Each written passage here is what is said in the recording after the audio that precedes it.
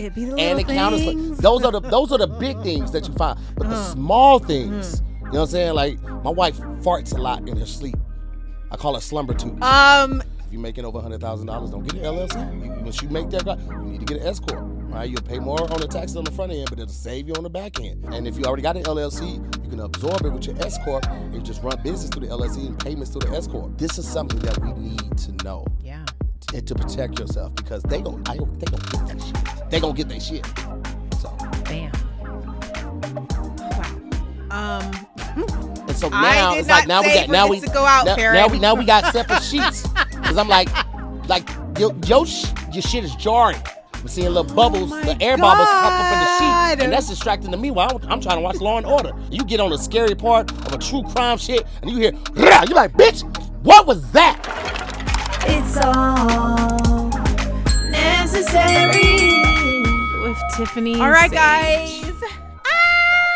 Welcome back to another episode of It's All Necessary with Tifani Sage. As always, this is a space where we're reminded every life experience that we go through, it's only to propel us and prepare us for the next opportunity in life. Leave your comments, share, like, all the good stuff. Show me love.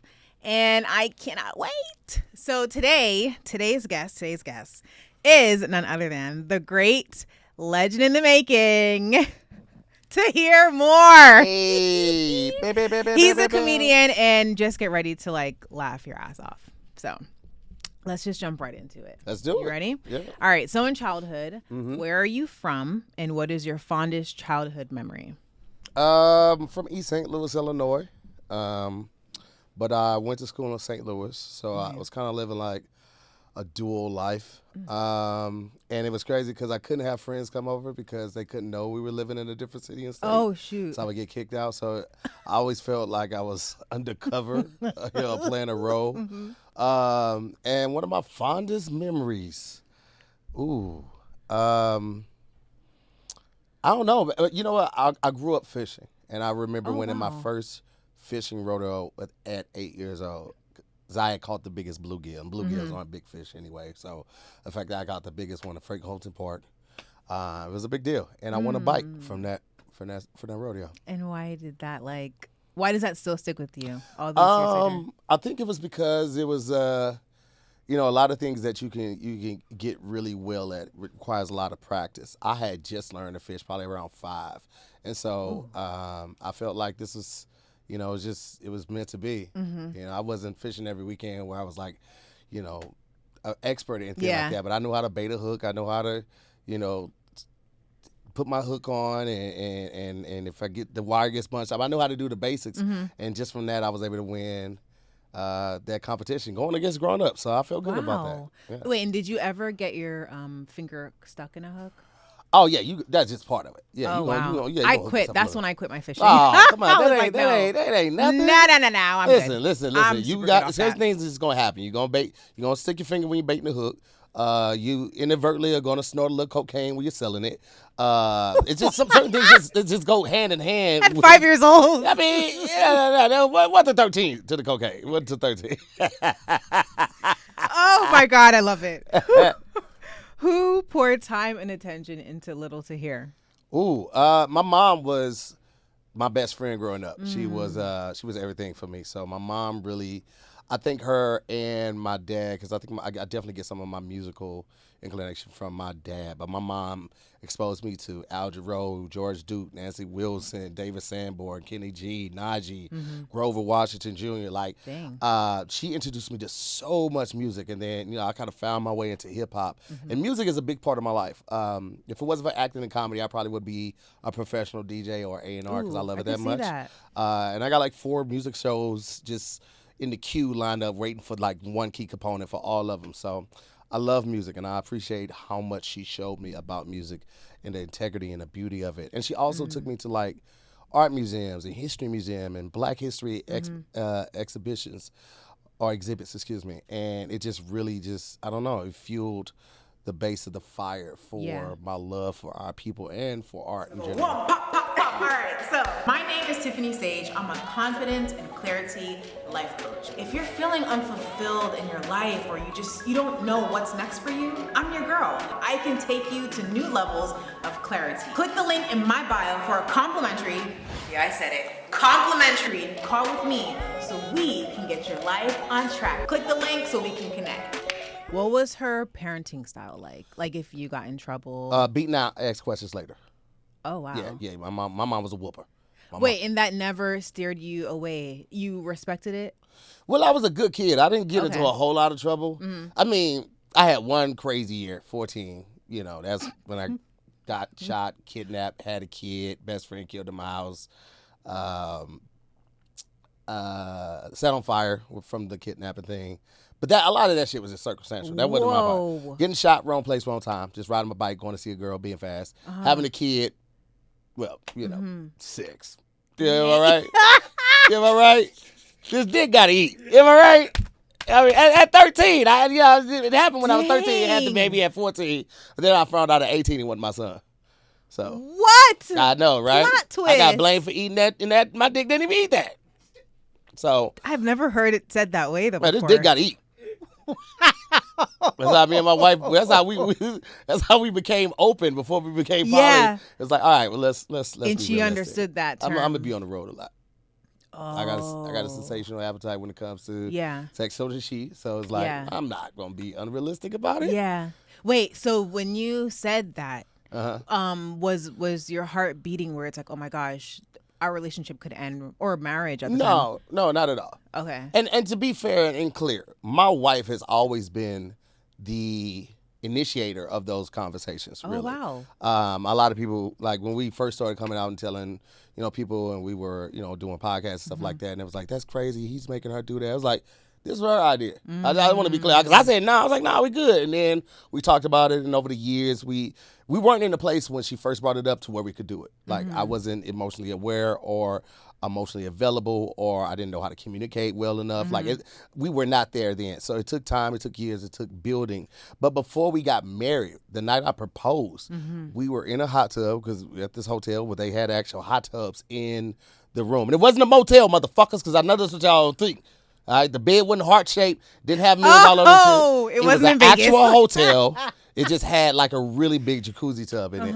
And we sat down in that hot tub and we had a conversation on what it would take for us to get up and walk away from the table.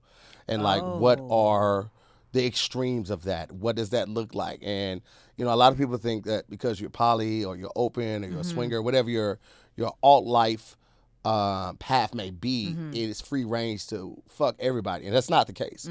Like, first of all, it takes extremely thorough and transparent communication. My wife knows about everything I'm doing. She knows everywhere I'm at. We share locations. She has the access to all my codes on my phone, all of that type of shit. So it's completely transparent. But also, just because you can do something doesn't mean you should do something. And doing something that you know will upset your partner or make them feel away, but because you could say, I'm sorry, and we got this dynamic and all this shit, doesn't, like, you can't do things with the intent to just say, I'm sorry. Ooh, and that's some a stuff, gem. like, will make your partner uncomfortable.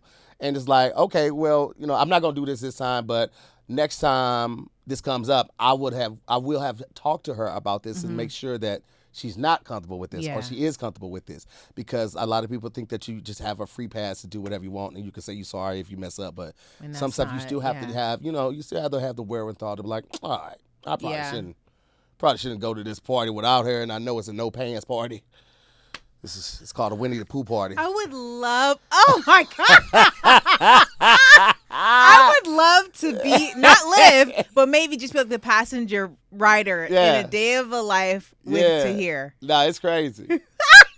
Wait. Crazy. But I also, too, want to shout out that when you guys had that conversation in the hot tub, that you guys were both emotionally strong enough and secure within yourself. Because I don't know if you're not secure within yourself that you could have or you could be poly. Well, I mean, you could be secure within yourself, and you can make your mouth say anything. It's kind of like an apology. But change behavior is the best apology. And a lot of times when you say these things like, this isn't enough to make me walk away, you may mean that until you get in the heat of that moment. So a lot of times, like, time will show. And like me and my wife, a debrief and like, all right, what did you like? What didn't you like? What would you possibly like to do more of? Yeah. What would you want to stay clear of? All that type of, and that's from like vacations to lifestyle parties to business decisions. We talk about everything. We use our calendar so much. We will schedule meetings with other people and other business runners. We'll also schedule meetings with each other. Like, hey, we need to block this amount of time up so we can talk, we can reconnect.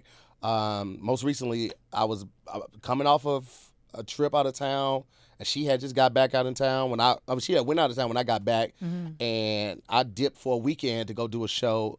And I came back, I probably had like 2 weeks before I was about to fly out on my vacation. And she was like, I need to connect with you before you leave. I was like, okay, cool. I looked at my calendar. All of these things could be pushed. Push everything 3 days, and found something on Joshua Tree, booked it, and we drove out there so we could isolate ourselves and really focus on us, no distractions. Yeah. That sounds like some grown ass. That's my nigga.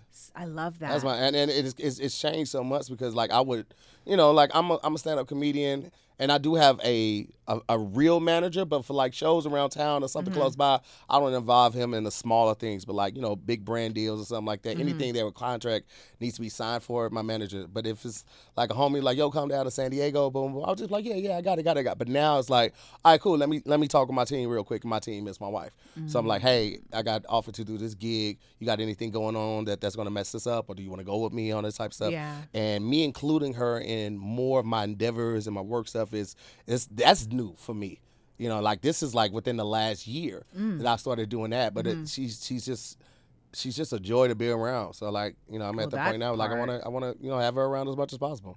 I love this, and because I mean, I don't know everybody's relationship, but if you and your person don't get along, then that sounds like a recipe for disaster to include them in everything. And both partners have to be, what's the word? Productive. Yeah. My homeboy Ron G has a funny saying. Whenever he hosts, he was like, been married for such and such, and I love my wife.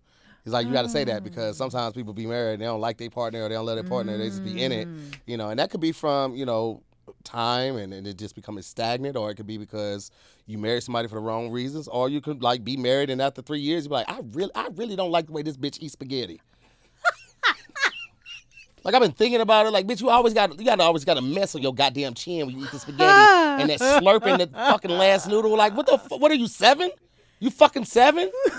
Why is it the small things? It's just because it's always that. It's always that. The big things are the things that we see immediately, right? Like you walk over to somebody's house, like, oh, this house is medicine. Like if we get together, I don't keep my house like that. Yeah. Those are the big things. I don't like dishes kept in my sink. You know what I'm saying? Yeah. If I'm gone for a weekend or a week and I'm out making money and I come home, my family knows when I get home, I want that house clean. I want the floors vacuumed. I want no dishes in the sink. You can put them in the dishwasher. Because that was another thing. They'd be like, oh, we letting them dry. They would leave them in the sink. Now, I let my dishes dry on the counter. We bought these pads. You know what I'm saying? That's what the fuck this for. My wife and my daughter, they like to leave the shit in here. I'm like, well, now you got to work 2 times because like you ain't rinse it when you put it there. You just washed it, so you still got to rinse it. And then you got to dry. So I'm like, let's find a common ground. Let's just put it in a dishwasher. Let's rinse it, put it in the dishwasher. Now it's getting dry from the heat. It be the and little the counter's things. Those are the big things that you find. But the small things, you know what I'm saying? Like my wife farts a lot in her sleep. I call her slumber toots. And so now it's like now we got separate sheets because I'm like your shit is jarring, all right. I'm seeing little bubbles, little air bubbles pop up in the sheet, and that's distracting to me while I'm trying to watch Law and Order. You get on the scary part of a true crime shit, and you hear, you're like, bitch, what was that? Wake up, let's talk. But you don't know that shit from the beginning. So whatever it is that makes a person like, you know what I'm saying? It's always those small things. Yeah. But those small things can turn into mountains. Like 8Ball and MJG had a song called Crumbs to Bricks, and it's like crumbs to bricks, and you're making a mountain over something small. But over time, it becomes that because as your partner, I don't want to say anything that I think might hurt your feelings. I don't intentionally want to hurt you. Like, so that small thing that is aggravating to me, I'm hoping that I can ignore it. Oh, but now the resentment. I mean, not resentment. It builds. Becomes. It builds. It starts to manifest, and it starts to accumulate from all the times it pissed you off. You didn't say anything, and then it comes out in an irate rage or tyrant when you're going through something with your partner, and now this small thing has turned into something big because you didn't. A lot of times it's easier sometimes for us to tell strangers our true feelings. So like, I ain't never gonna see this motherfucker. I'll tell this motherfucker how I feel. True. But the person that we love is difficult because I don't want to say anything that's gonna hurt you. And we be like, women are so fragile. We don't want to hurt them. Women are strong as fuck, bro. Women are the real life superheroes, bro. Like, we may put the life in them from our semen, but they nourish it. They bring it to term. They build a fucking human inside of them, birthed it. Coochie does this. Insert the transformer sound. Does that, pushes the baby back, and then goes back. And then in a couple weeks, pussy just like it was before. Oh my gosh. All right? Bleed every month, lose 12 gallons of blood, and still be alive. And happy. Well, debatable. Yeah. Debatable on the happy. But bro, like, I in my opinion, women are the superior species. And I know some of you, oh, this nigga just pandering. Well, if I am, so what? If I'm not, but if I am pandering, so what? So the fuck what? Everybody has a difference of opinion and views, and what I'm living and walking makes me the happiest I've ever been in my life. I never wanted to get married. I thought it was the stupid shit. I'm a numbers person. Wait, why did you get married? Sorry, what changed your mind to get married? My wife. Oh. My wife was the only person I had ever really considered marrying. Like, she's dope. Like, 2 weeks in, I was wide open. I'm dating. 2 weeks in, wide open. 2 weeks in, she sits me down and she says, hey, we need to talk. And I'm thinking she finna tell me she love me. I'm gonna play it cool, but I love her too, right? She's like, 2 weeks in, she says, I'm 2 months pregnant. Oh. 2 months pregnant. Oh. I want to let you know so you can decide if you want to leave, you want to stay, and all of that. Like, bitch, I guess we having a baby. Oh, wow. I was there when the baby was born. I was in the operating room. Her family came after me, and they was like, all right, we only have 2 people in, so I had to leave. But I sat in the lobby. But I was there. I'm the only dad she know. Like, that's, my wife made me want to, because like on paper, at the time when I met her, it was like 48 to 50% of marriages fail. It was like, nigga, that's a horrible investment.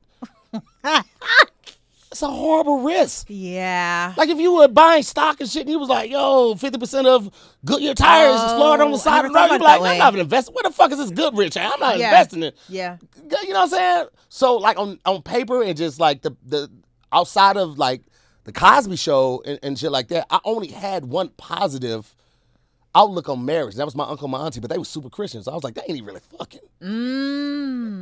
I'm not gonna be one of those people that be like getting together and not fucking. No, I'm not doing that. Yeah. I'm not doing that. I have to say this because this is a revelation for me. And I know you have your script and your questions, but I just gotta say, me and my wife were playing these conversation cards this past weekend, and I had the biggest breakthrough of my life. Like, one of the biggest breakthroughs of my life and my marriage. And I moved out when I was 14. When I had the kid, me and my mom's relationship was stifled. It changed dramatically. She stopped talking to me, started talking at me, and it hurt my fucking feelings because this is my best friend. Because she poured time into you and so all I moved out. I was staying in garages, basements, attics, wherever I could, and somebody would let me crash for a little bit, and then I ended up moving in with my cousin. My wife is so fucking dope. So beautiful, so funny, so nourishing, so loving, all of those things. And when we was dating, we was fucking. Like, I was fucking her nasty style, right? Like, one time, you could ask her, I was fucked up with a motorcycle helmet on. No! I don't know why. It's just that was one of my things at the time. Fucking with a motorcycle helmet on, right when I'm finna come out. Close the, because I had to flap up. So I could breathe, because I got asthma. I'm not gonna hold you, I got asthma. But when I was about to come, I flap down, I'll go crazy on it, right? Wait, was she wearing a helmet too? No, that was just me. This is like early recording. This is like put the camcorder on one of these motherfuckers like this with the tape, right? I've been nasty. So, when we got married, I saw just the different side, the more nourishing side, the more loving, the more we got to make this work because we're in this together for real. And I just came to this realization 2 days ago. 2 days ago on Saturday. I started crying and everything. Wow. I had subconsciously but effectively put my wife in the position that my mother held.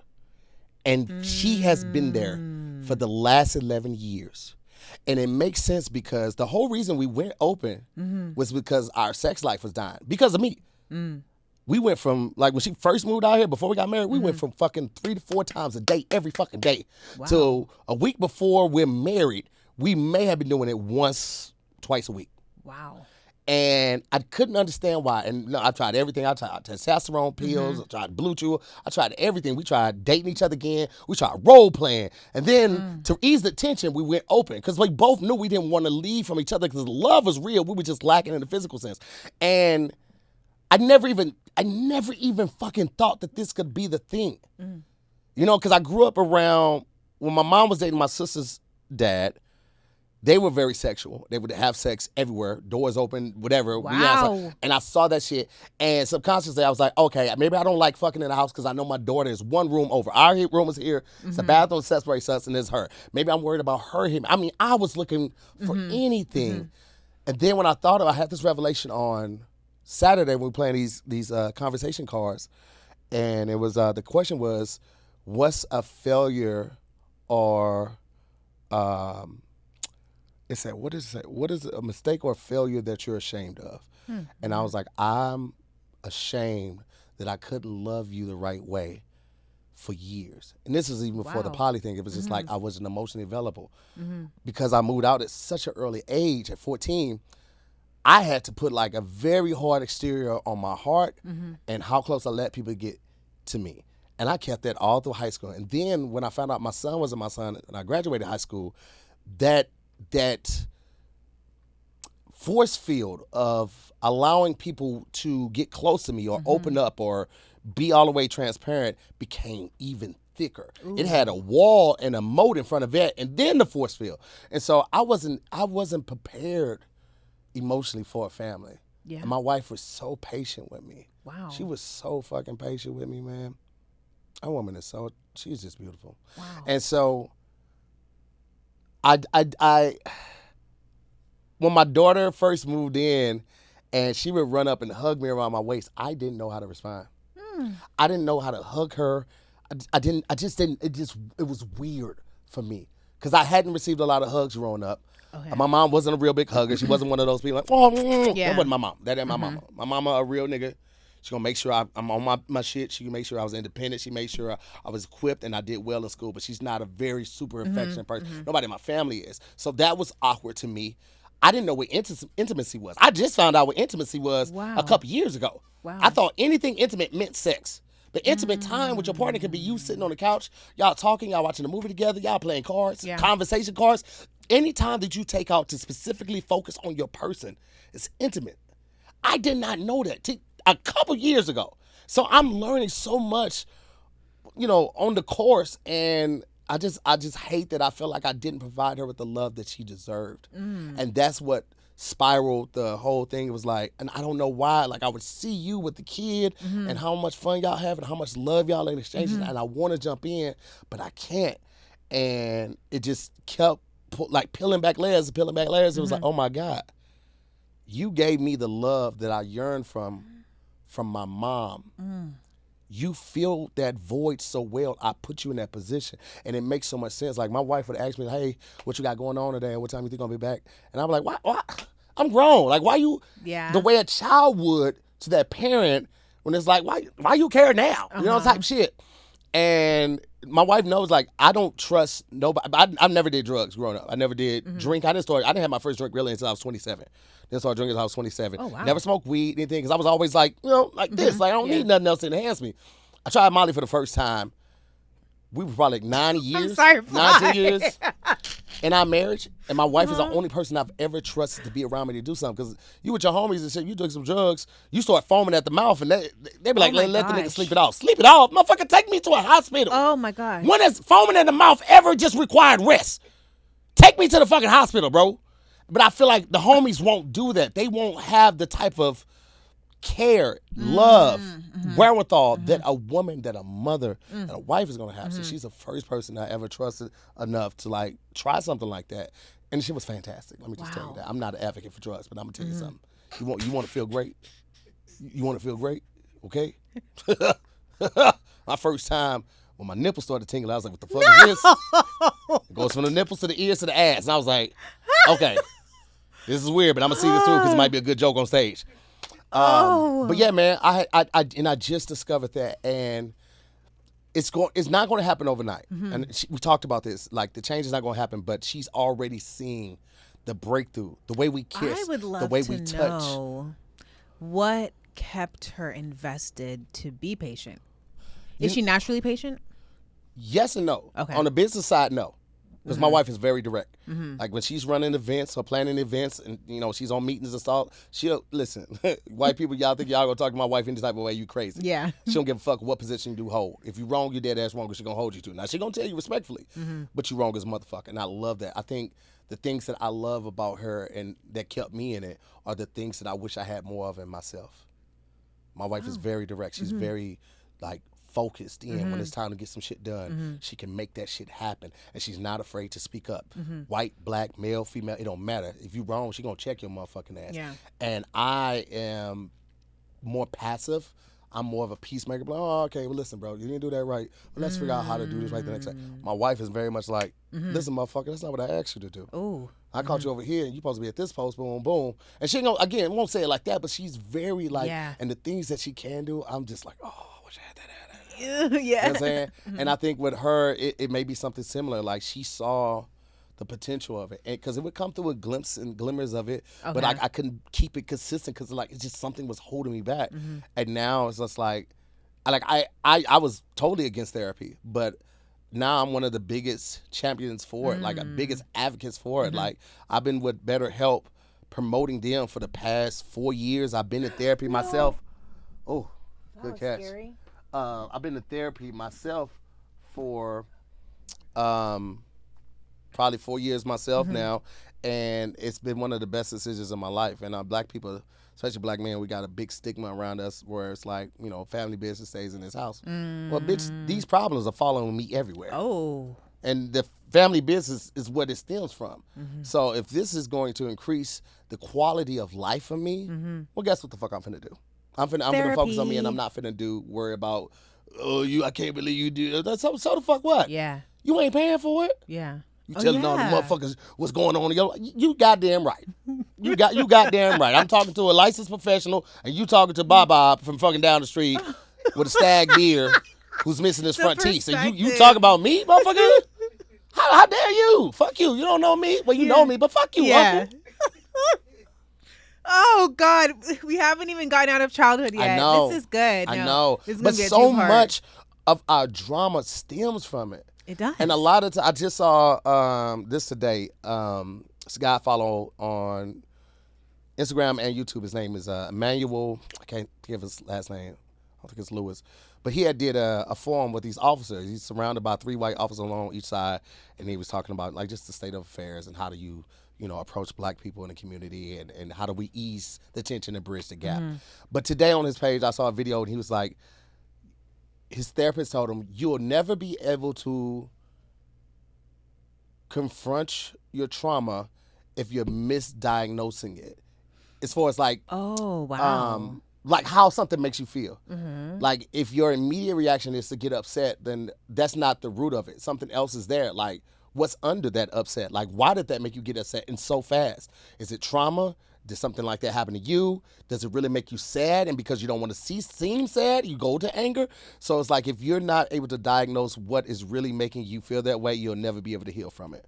And that shit is just, and that's a lot of our childhoods, especially ones for men of color. Like we are not encouraged to live our lives and be emotional and be transparent about being emotional. If you a little boy and you fall, your uncles, your dad, your whoever tell you to get up, you're a big boy. Maybe even your mama tell you get up. You a big boy. Big boys don't cry. Like them tears. You don't cry. We're not even allowed as children to express pain. in the moment. I never thought about it like that. We're stifled. We're cut off from being a fucking human as a child. And then we walk into these relationships not knowing how to express ourselves. We walk into clubs, somebody steps on our foot. We don't know how to articulate, hey man, you stepped on my foot. That might have hurt my foot, or I'm upset because these are new shoes. Yeah. Granted, we're in a club with 1,000 people and it's bound to happen, but still I'm upset. But we can't articulate that because we haven't been allowed to be emotional and express ourselves.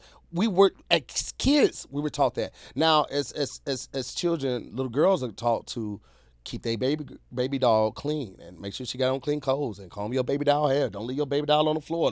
They're taught to be nurturers. They're taught to be lovers. They're taught to be motherly, right? And guys are taught to live. So I always like to say, and I heard this on Fonte's album, men love to live. Women live to love.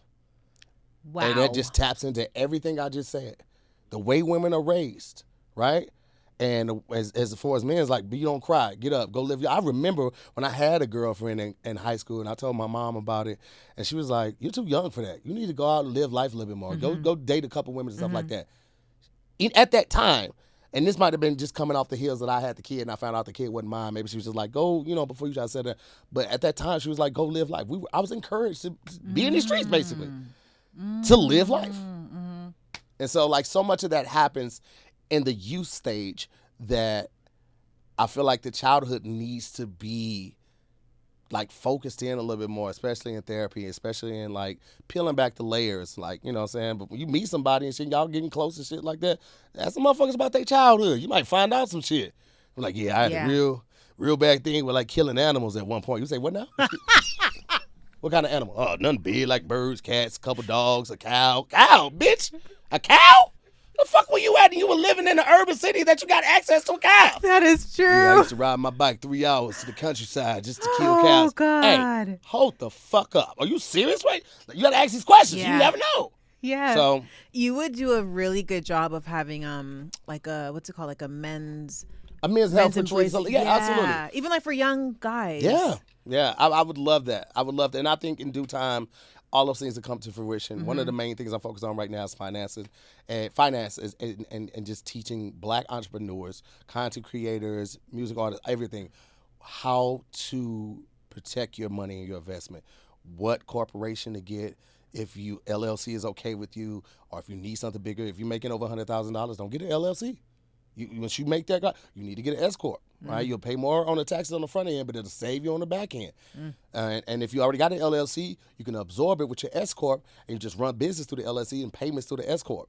Like, it's so many ways to do that, but we don't know this shit until we're already in the fucking lion's den because Black people don't like to share how much money we making.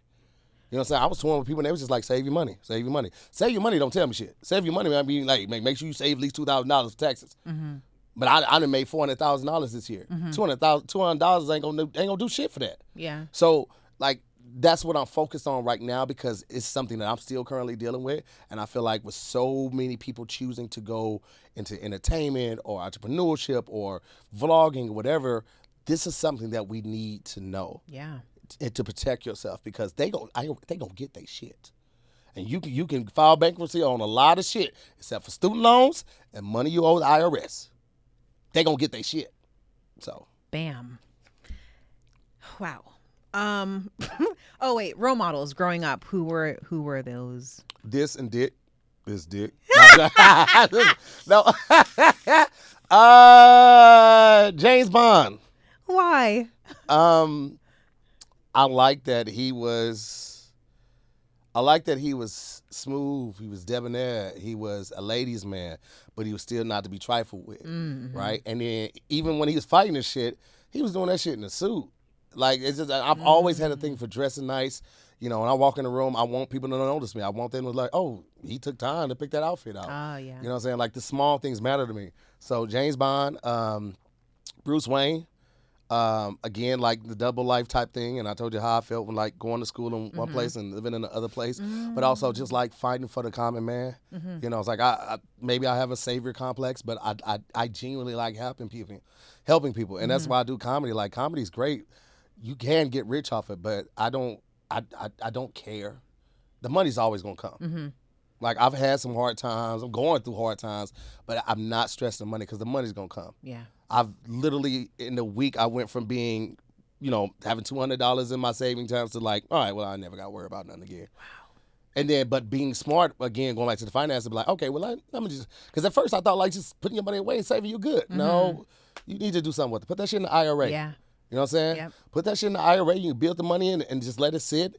Invest in yourself. Invest in some overseas stock. Places like India, you know what I'm saying? Toothpaste and cell phones are still a luxury to a certain class of people. Mm-hmm. You know what I mean? So these are people with they're booming economic levels and shit like that.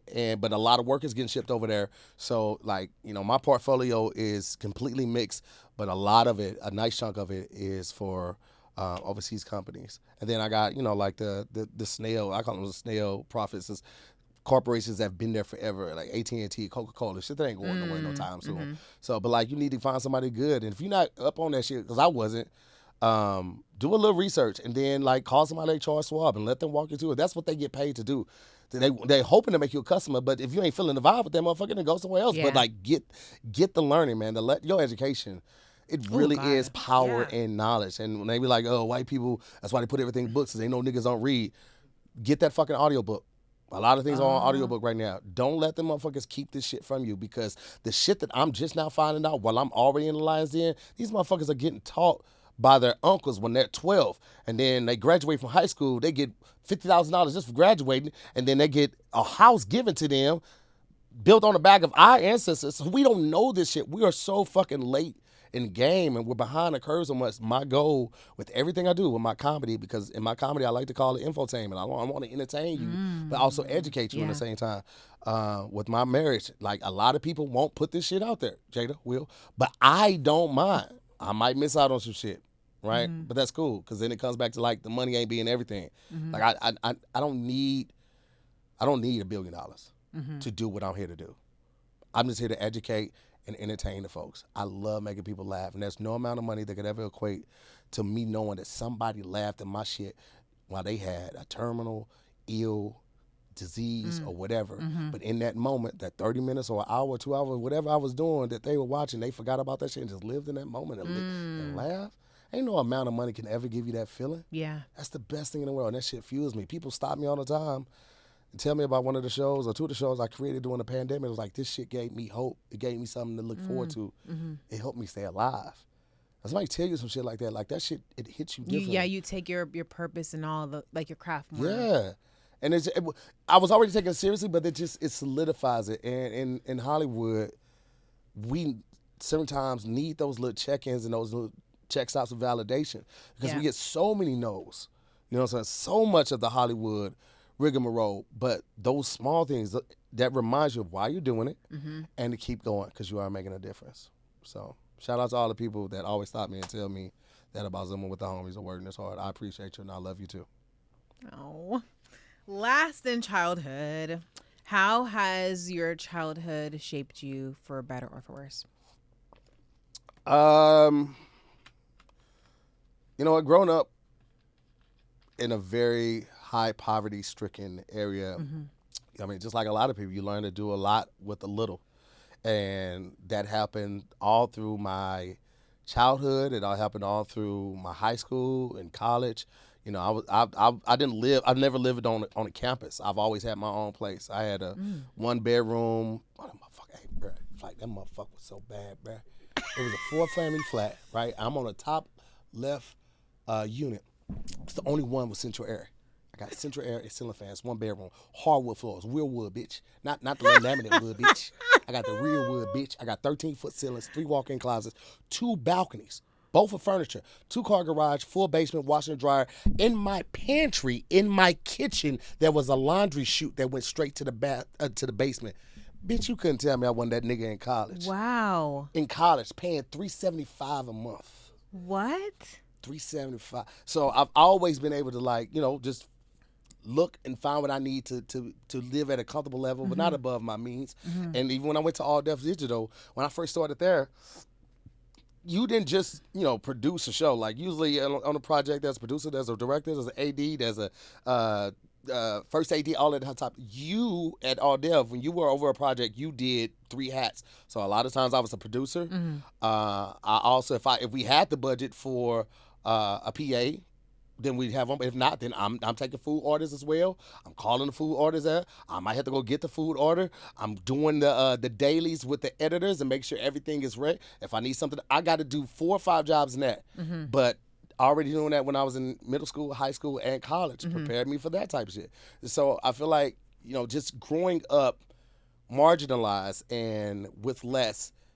And then black. You know what I'm saying? I had one of those mamas like, you black, so you're going to have to work twice as hard as your counterparts. Yeah. You don't let them folks see you struggling, and you don't talk about it with them folks. You be proud to be black. And I am. I am very proud to be black with freckles and ginger hair. I love it. Wait, do you Thank think you, ancestors. do you think that doing the many jobs, that it kept you humble even now, where you're not afraid to do Absolutely. those things? Okay. Absolutely. I was just at the Laugh Factory last night, and I told somebody, I was like, yeah, I would love to, host when y'all had someone. I said, we didn't think you would want to do something like this. That you want to. Yes. Yes, the fuck I do. I always want to work. I always want to work. I want to work because I want to continue the vacation. You understand me? Let me tell you something. I vacation. I vacation in places that you've only dreamed about. Some of y'all ain't even dreamed about this shit because you ain't know it was possible. I've been those places. And I ain't talking about Dubai and all that shit fly me out. Nah. There's places I've been to, you might have to go see your therapist immediately. As soon as you get back, like, hey, I did some shit. I just need to make sure I'm still a human. I gotta check in right there. It was kind of carnal in that motherfucker. But I love vacation. I never used a vacation. I would always just work. Birthdays, holidays, anniversaries, it didn't matter. Because I love what I do. Plus, at that time, I was just in such a hustle grind. I'm going to take it no matter what it comes. I was just like that. And my wife introduced me to, another reason why she don't introduce me to vacation. The first one was just like Joshua Tree. And then we went to Mexico. And then we went to Spain. And we went to Barcelona there. We went to Paris. We went to France. The Paris, France, Barcelona, that was all on comedy. I had some shows out there. And I was just able to take my mom, my little sister, my god sister, and my wife, all on comedy. And I'm over in London, and I'm walking around, and people stopping me and take pictures from at the time I had done Brooklyn Nine-Nine, another show, and like 2 seasons of Insecure. None of that. All from YouTube and Instagram. That's what they knew me from. That's what they wanted pictures from. And it's like, God damn, there's so much power in that. It's so much power in that. And it was between that time, I was like, okay, well, I'm just going to focus on me. And if Hollywood calls, and I'll pick up the phone, I'll fuck with them if it sounds good, but I'm not going to let them dictate my success or wait let for them be the yeah. only source of my validation. It's too many ways to get that, and there's too many ways to do it than just wait on Hollywood. That part. So that's such a gem. Now, moving on to 100% necessary. Yeah. So these things are a hell yes or a hell no. Got it. 2 characteristics you feel you needed to handle the journey of being a comedian. Resilience. Ooh. And being humble when it's appropriate. Why?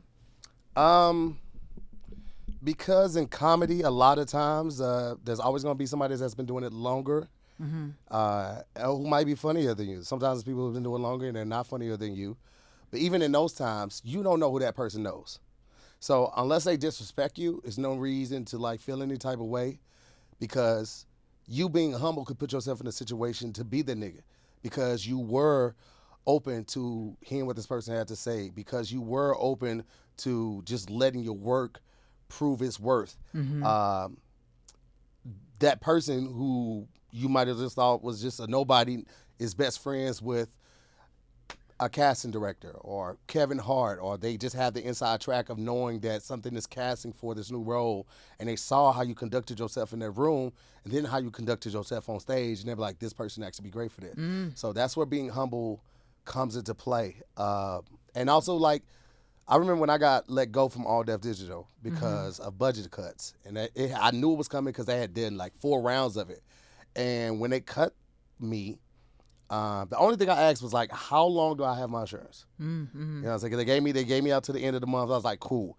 Let me go ahead and go to the doctor. Let me refill on all my meds, get my inhaler and all that type of stuff. Mm-hmm. But I came to work with the same tenacity. I was still first in, last Wow. out. I was still pitching new shows. Even if I wasn't going to be a part of it, I could start it, and motherfuckers would know I started that shit. I kept my relationships good and everything like that. And when Kev did his first tour, he hit me up to host. Because I showed my work ethic, I showed my character. Even in the midst of the adversity, I still was like, I'm still me. Yeah. I'm not gonna change my attitude because I don't chase the Was money. it not hard to, because I've been in that situation before where I'm just like, my heart and soul is no longer in this. It wasn't like a layoff thing, but it was just like, oh, I'm trying everything in me is like, I don't want to go, and it would show in my face and all of that. But yeah, I think that's part of being human. But in those moments, I would step outside to go for a walk, call my wife, maybe scroll internet, find something that makes me laugh. I have this video that I share with people sometimes that gives me inspiration in times when I feel defeated or I feel uncreative, and I'll share that video. So I would watch that video sometimes. That's just part of being human, but you got to also remember what you're doing it for and who you are. My character, regardless of how I may feel about a situation or a person, it's not going to allow me to not be me. Yeah. I like working. I like making people laugh. I like being efficient in what I do, and I like the fact that my word is and my name is untarnished. Yeah. So if that means that I'm going to work just as much as I would, like I still have a job next month, that's what I'm going to do. So, yeah. Tahir for president. No, I don't want that. I don't want that. I'm going to twist it and then you can push it back however far. Okay. No, it was good right here. I was just trying to lift it just up a little bit, and it might not have gone because of the weight of the mic being this far out. I'm just trying to twist that part right there. There we go. All right, now Bam. Yeah. Alrighty. 2 daily practices, personal or business, that help you have a good day.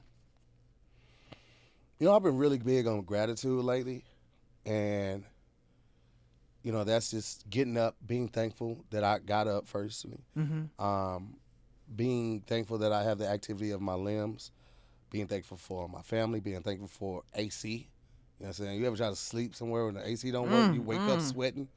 And Like you think you might have got a good night's sleep, but as soon as you wake up and that sweat all over your tank top, you're like, oh, the fuck am I gonna do today? I love how you describe real life situations. Yeah, like you just sit there on the side of the bed like, man, today finna suck donkey dick.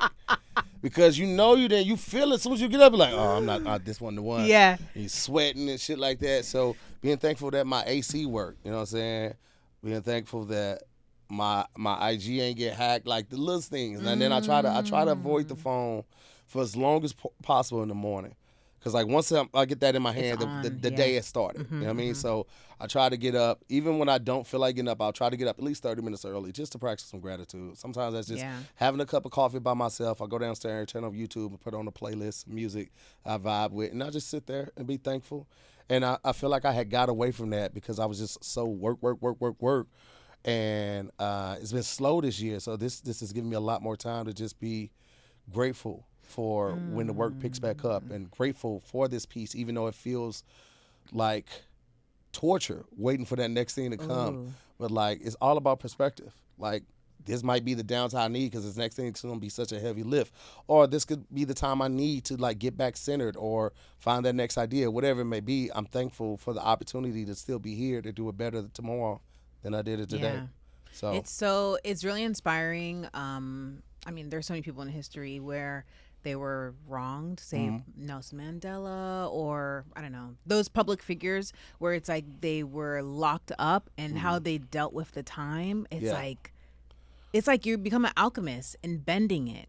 So I commend you for, because I could never tell this year is a slow or hard year for you, but it's like you don't exude that, and then it's like you are allowing good to come to you. And then in entertainment, now you allow people to see what you want them to see. Now my Patreon, they get a lot more of the personal side of me. They know what I've been going through this year. They know about the hardships and everything.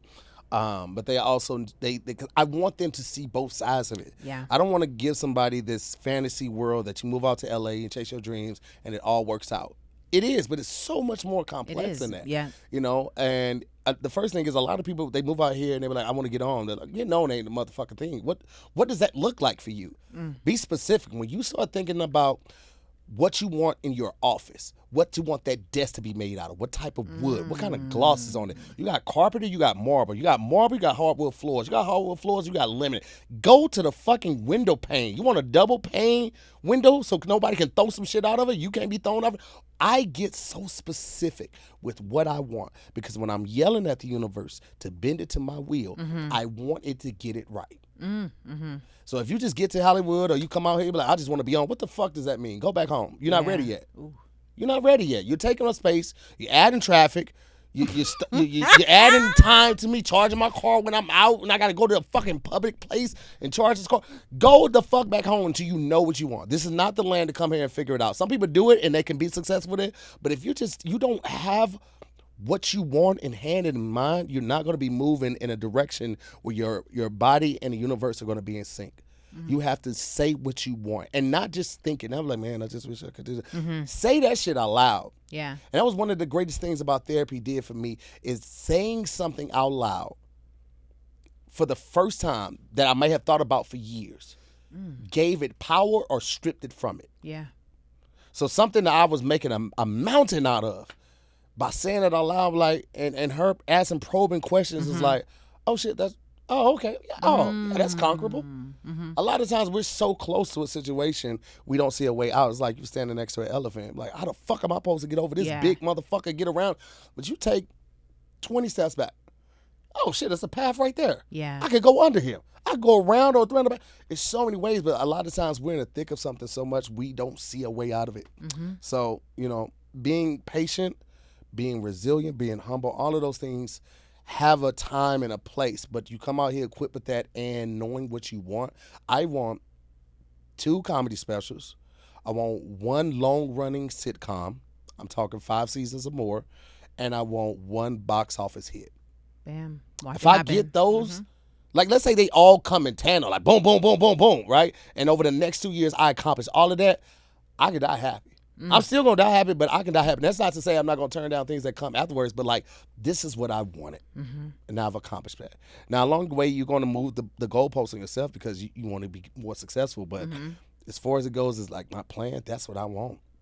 That's enough to keep the people that fuck with me aware of me and entertained.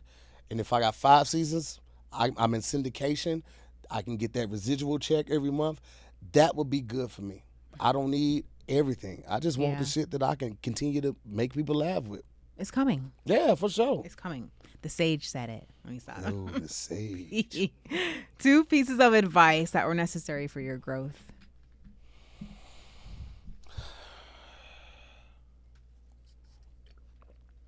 Measure twice, cut once.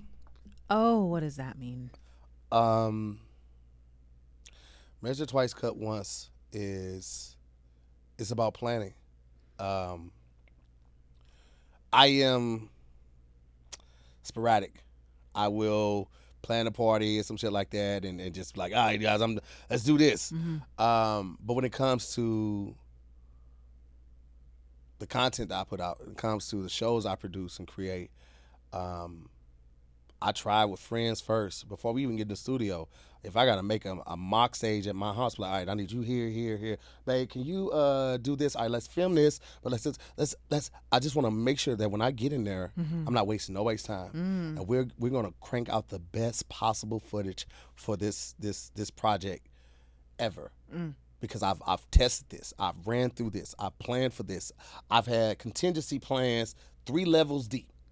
So if this doesn't work, boom, I already got this. This person doesn't show up, I got 4 people that live within 10 minutes that can be here at enough time. My PA is calling people halfway through this production to make sure these people are on time, just in case they're not here already because this is their call time. If they don't work, I got a PA who wants to get in the game, and now we can just throw him in. So I'll go 3-4 levels deep with the contingency plans because I don't want to misuse this time or anybody else's time or these funds.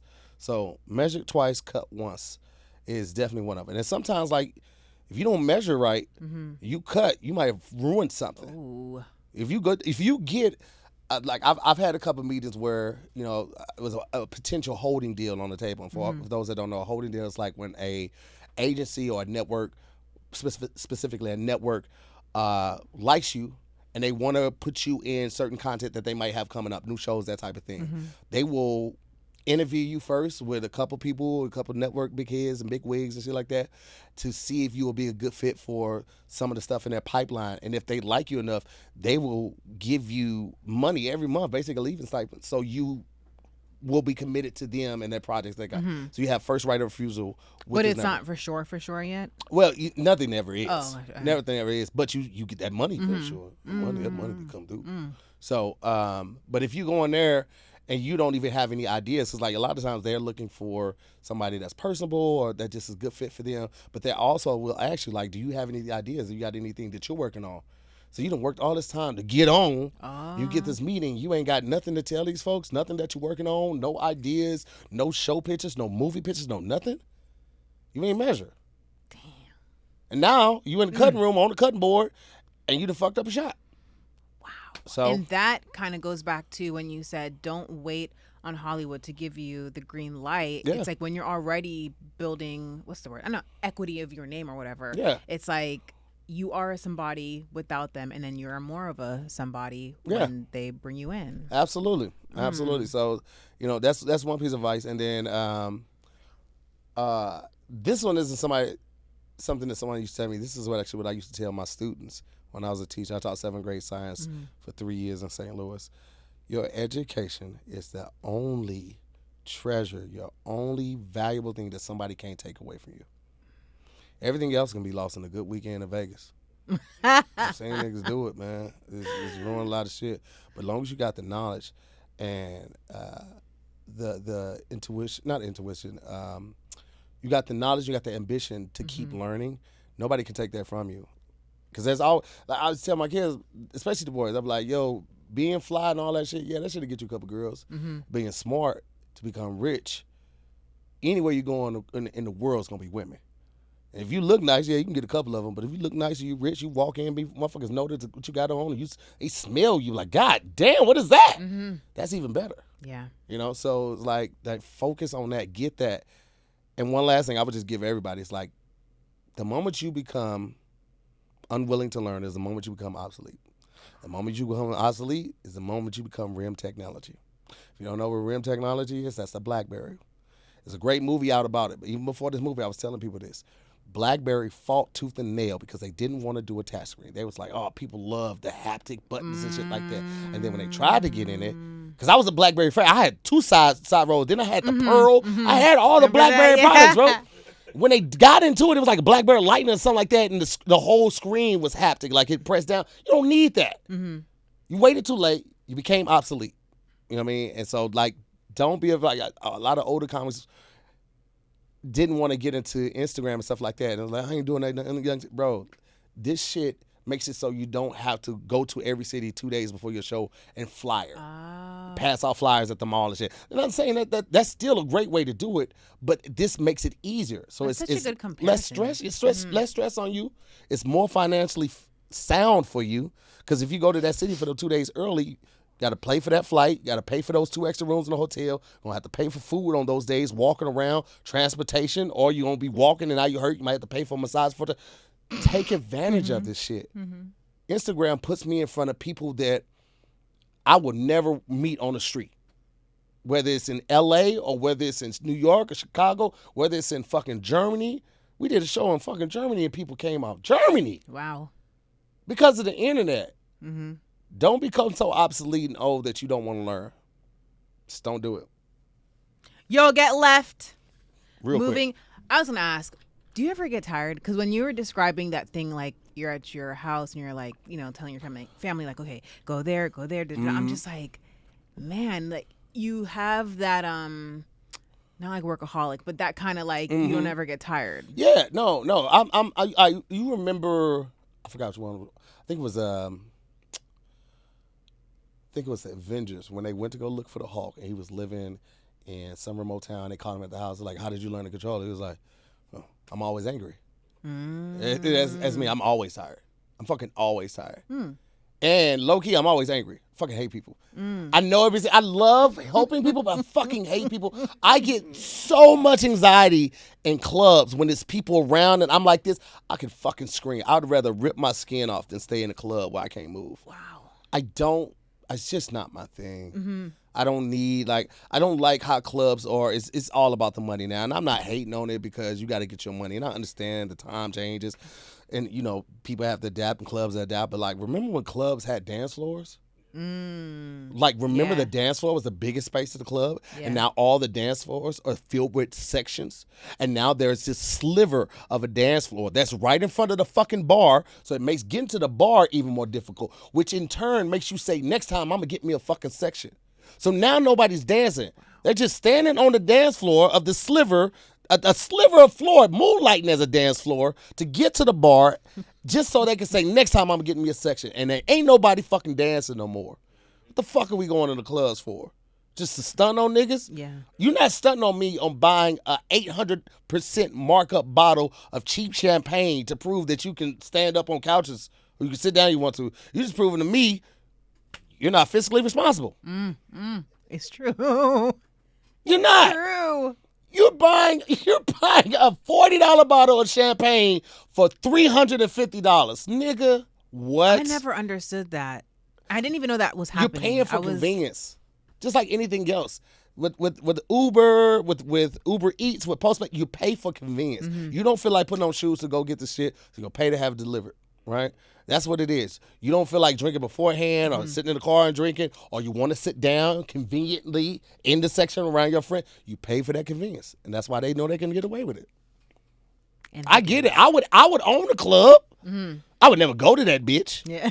I don't even want to see the inside of it. I want to have a general manager that's running everything and a manager of operation. I don't want to see the inside of the club. I'm not the comedy that's gonna be on stage. I mean, be in your city and go to the club. I don't give a fuck.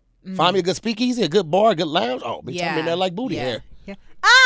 Cause booty hair be in there. Booty hair be in the crease. You got to pull the cheeks back to get the booty hair. That's how much I'm in that speakeasy. Oh my God.